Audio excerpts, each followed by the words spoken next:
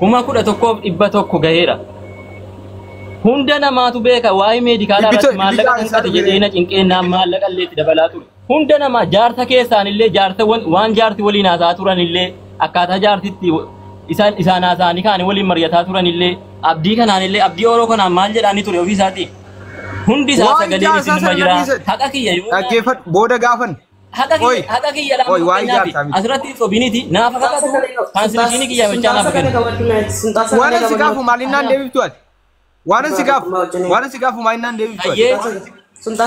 Birri irreedhee kuma nasiidee sagalee qabatu torba dhufe. Qoy obsaame. Birri irreedhee kuma kudha tokko dhibba torba dhufe. Dhibba tokko itti kennee jette kana sirreessuun barbaade.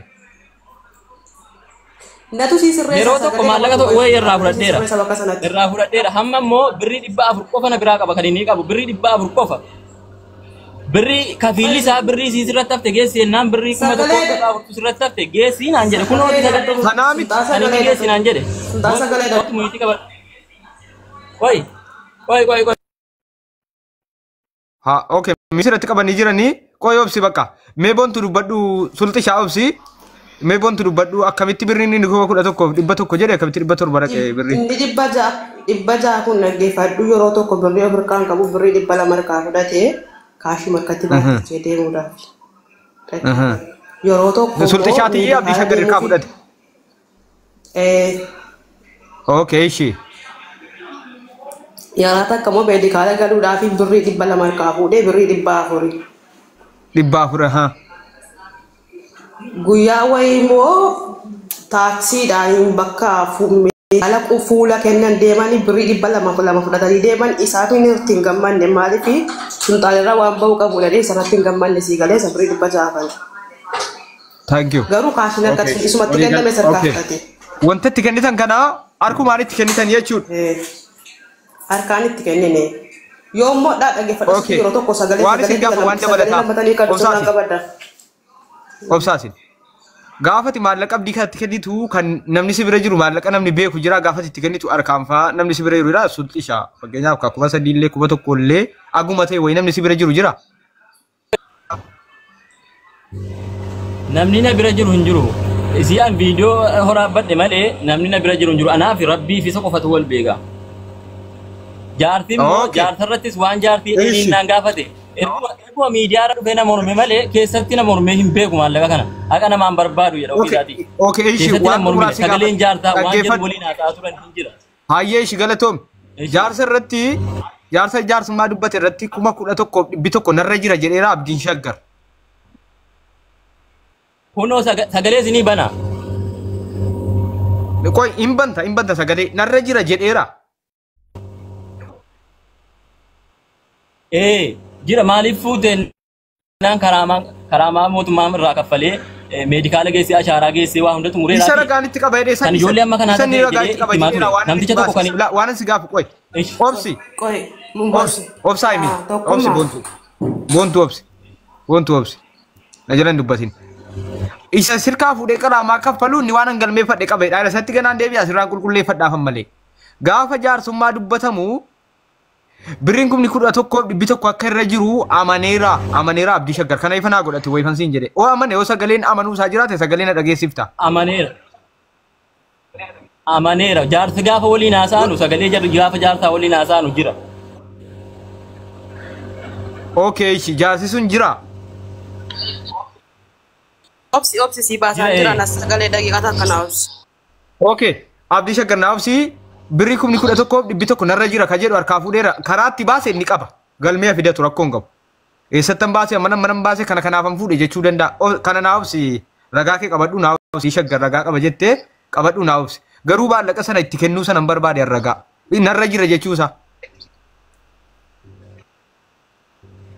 kana narra jira jennaan rakkoon qabu risiitii minaamini nun barbaachisu ka jaarsa irratti narra jira yoo jedhe fidaa sagalee isaanii. Okay, bontu na dubbattu shi waa'ee isaa inni baay'ee waa tokko intinaan ta'u bontu na dubbattu please.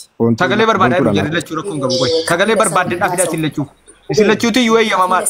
Dhimma yeroo tokko waa. Obsi abdii shaggar obsi. Boleessa tokkotti waa siin jedhamu. Hawaan siin jedhu Ela tokkummaa. لا Jarri kuni akkanatti weetanii dhugaa koollee dhugaa ofiillee awwaalaaran asii galee wacha takkan barbaachisu baa No. kanatti eebalu qoyi eebalu. Qoy abdii maaliif inni kana barbaade beektaa? Birrii sana ati 11,000 natti hin kennin 11,100 natti hin kennin jette miti ati? Ila waa na hubadhu ka'ee jedheera. Waan hin kenname. Okay, isa sana ragaa jaarsa irratti immoo na biraa qabu jetteettaa kanatti jaarsummaa dubbatame irratti. La ilaha illallah. Ante waan hin nyaanne akkamittiin jedha tokko jedhi. Lammaffaa Jaarsa galee baas sagalee jaarsa sheeristi goe sana baas sultaanam. boontuudha jedhanii boontuu amma sultaani kenne jetti. Sultaan dammoo itti kenne isin ka gaafatartan boontuu gaafatartan sultaani ka isin dammoo sultaantu kenne. Sagalee waan jala sheer godhu qo'ata abdii sagalee isi warra abbaa manaa waan ta'aniif badaatti ilaalin kana rakkoon qabu. Abdii qoy. Bakka dhugaa jirra waan ta'eef uummanni kun namni kun Bakka dhugaati bar namni cubbuu tokko sitti murteessu hin jiru ganaa irra eegganna nama seeraallee ganaa dabalanna eddee wal dhabdee keenyaa isheen irratti walii galuudha malee. Boontuun sultaani kenne jedhe. Sultaan dammoo abdii kenne jedhaara moo jedhaa hin jiru. Boontuun sultaani kenne jedhaarti moo abdii kenne jedha. Amma naa obsi ayyee obsi abdii shaggar obsi qoy miutii irra taabboleessu ati abdiin shaggarii Hundi keenya ragaa qabna rakkoon qabu. ragaa qabaachuu waan hunda caala dhaggeeffadhu callisi fuudheera ka jedhu jaarsitti murteessa yoo jiraate jaarsallee hanga sadii fakkeenyaaf abdiyyee wal lolaa jiru wal arrabsaa jiru nama gaafa isaa dubbate nama biraa jechuudha nama abdiidhaan waan jenne ragaa biraas qopheeffadhaa nama abdiidhaan waan jenne jechuudha tarii abdiyyee isa kanaa walitti bu'u malu waan ta'eef ani jedhe kana malee abdiyyee tuffachuu barbaade miti maaliif namni gaafa afaan walitti daddarbee tarii eenyu ta'uu danda'a afan sagaleen ni Qoy sagalee sana baafadhaa obsati biiftu obsa. Atu sagaleen hin bahine abdiin dhumte dhagaa daqiiqaa tokko. Abdiin qaraamaadhaan Hin fuudhe naan jedhe inni 3,100 qabalee dhaa qoy ka biiftu. Abdii qaraamaa wajjin 11,000 hin taane. Biiftu qoyati. Bareechisumarraa gaafadhu abdiidhumarraa. Qaraamaadhaan wajjin inni tarii qaraamaa baasee ta'a. Walumatti qaraamaa wajjin 11,000 gaheeraas jira. Biiftu. Qaraamaatii fi birrii inni viizaan naa xalabnaan jedhe. Isaan walumatti. Waa hundaa marrajaa qaba. Ati biyya kana keessa jirtaa karaamaa kafalamellee darasanyi gubbaa kanarra baasee ilaaltanii karaamaan kafalame isaan 2,600 jechaa 3,000 fi 500 jechaa jiran. Karaamaan kafalame 3,800 birrii 50 darasanyi qaba.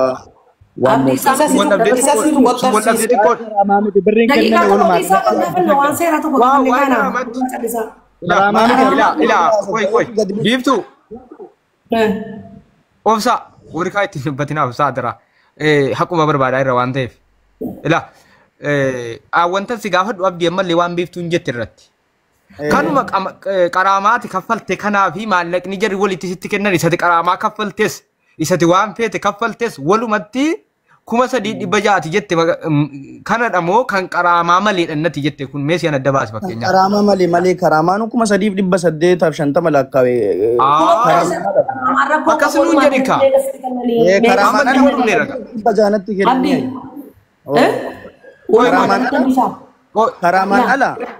Qaraamaan ala ishi 600 kennanii waan. Isa kan qaraamaatiin ala malee isa kan qaraamaatiin ala.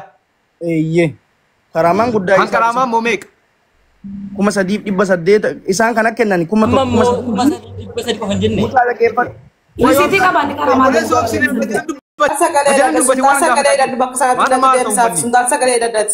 Taraa isaanii anjala. Najalan dubbatina. Hin dubbatin. Miidiyaa maratti guddaa taa'ame. Hin dubbatin nama jala waan namni gaafataa jiru haasana barkan gatinati.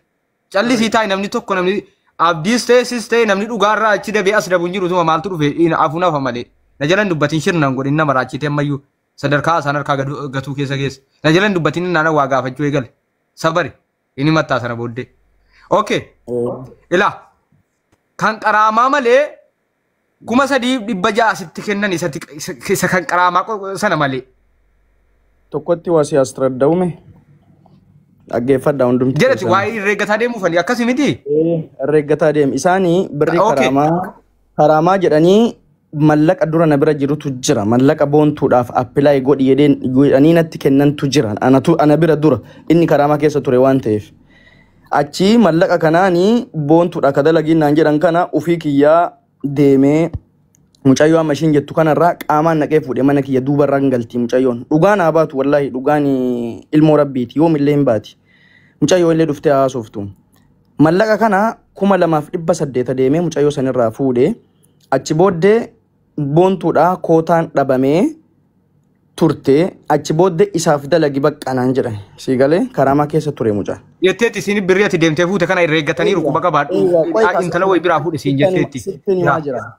Achi booddee qarshii karaamaa 3,500 natti kennatanii karaamaan dammoo 3,850 dhufee mallaqa kiyyatti dabalee karaamaa irraa kafalee sultaani maaliin appilaayii sii godha birrii amma appilaayoo sii godhee hin danda'amu jennaani qarshii 500 boontuu irraa dhaqee fuudhee dhufe. Marrajaa qaba. 500 kana mallaqa kiyya irratti dabalee tashiiraa saabeef mallaqa kootiin. Tashiiraa saabee fiiti achi booddee deebi'ee gara laafummaan qo'attuu naa jechisiisu sokkee warri baaressaa ta'an kana dantaatti hin qaban kalee isaanaan jedhaa obsaa jiru no obsaa inni hubannaa qo'aan hin jeeqinaa komentii ilaalee mi abdii koo mallaqa kootiin dalagee fi tashiiraa 500 qofa naa kafalee mucaan kun saabee fi achi booddee karaamaa birrii meeqa irraa qaba jechuudha birrii 1,850 irraa kafalee inni 1,500 natti kennate. Achi booddee mallaqa kiyya 350 irratti dabalee fi karaamaa irraa kafalee deebi'ee mallaqa kiyyaan tashiiraa saabee fi viizaa baasee fi abdii badru gadi bu'iitii yoo danda'ame ramadaanin naa galchi. Istaasaaseenjii waan jedhamutu jira. Istaasaaseenjii kana yoo hin goone dammoo karaamaa irraa hin dhaabatu ittuma deema waan ta'eef dhaggeeffadhaa hundumti keessan warri Dubaay keessa jirtanillee warri gara biraa jirtanillee. Istaasaaseenjii kana godhee fi karaamaan kun irraa hin dhaabbatu haga istaasaaseenjii godhuuf. Istaasaaseenjii godhuuf dammoo viizaan isaa bahuu qaba dirqama. Achi booddee mucaa kana mallaqa kana istaasaaseenjii godhee fi istaasaaseenjii isaallee birrii karaamaa isaa kafaleellee fuudhee irratti ergee achi gaafa ashaaraa galu 500 naa kennee ammallee deebi'ee birrii 600 irratti naa dabale. Birrii kanaan ala birrii takka mucaan kun naan kennine warabbal kaaba. Maaliif birrii 3,600 si galee 3,600 naa kafalee ashaaraa geesse mucaa kana gara laafummaa koo si galee 3,600 qofa naa kafalee mallaqa koo hunda irratti dabalee ani waan kana hojjadheef. Isaan dammoo har'a maal jedhanii gaafas 1,700 lakkaawatanii. Sokkee rakkoo hin qabu yoo nyaadhee jiraadhe nan kafalaa. Kana dantaa ittiin qabu yaani. Kanaaf kuma sadeen gaddamaa biraan bifte kumni dheen gaddaa. Galanaa sobne suuta qaaqmee maal taate intala? Tus dhaggeeffadhu. Waan dhiirri qaaqu jalatti miti hin beekini. Mallaqa kana ala yoo ishiin naa kennitee jiraatte marrajaa baarressee qabaa. Marrajaa hunda irratti baarresseera.